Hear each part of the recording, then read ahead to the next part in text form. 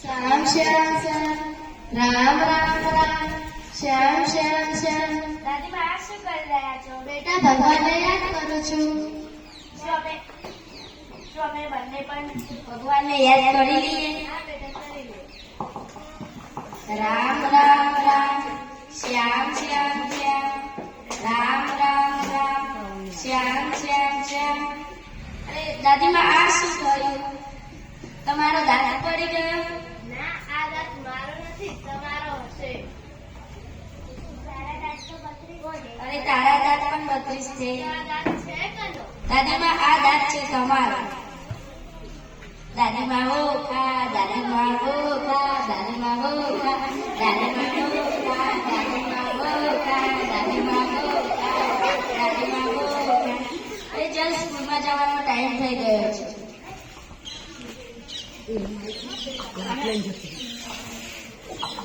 એક એક, પગડ બે,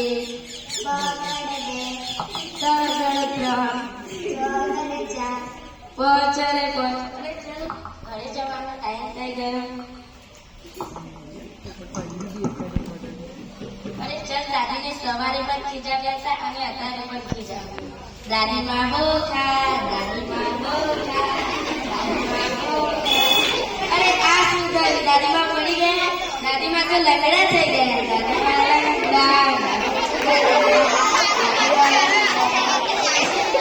દાદીમા ચાલો ને ગામમાં ફરવા જઈએ.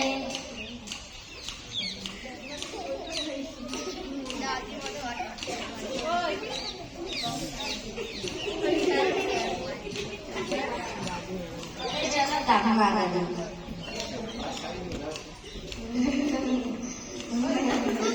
મારા ચહેરા પર કઈ ચિત્રેલું છે? હા, શું? લીટા. કોને કરાય? દાદીમા અમે બંનેને કર્યા છે.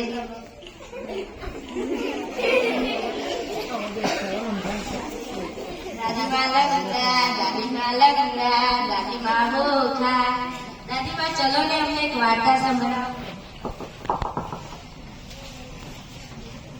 ચલો બાળકો, આપણે વાર્તા સાંભળીએ. એક છોકરો હતો. તે કોણ હતું ખબર છે? એ હતા શ્રવણ. શ્રવણ તેના માતા પિતાનો આદર કરતા હતા. તેમના માતા પિતાની છેલ્લી ઈચ્છા હતી કે તેમને જાત્રા પર જાય. તેમને એક દિવસ શ્રવણને બોલાવીને કહ્યું, શ્રવણ બેટા, અમારી છેલ્લી ઈચ્છા છે કે તું અમને જાત્રા પર લઈ શકજે. તેના માતા પિતા અંધા હતા, તેથી તે જઈ નથી શકતા.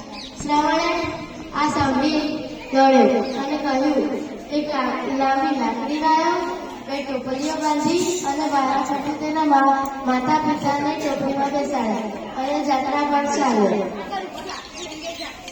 રસ્તામાં તેના માતા પિતાને તરસ લાગી. રાત હતી. બાજુમાં એક નદી વહેતી હતી.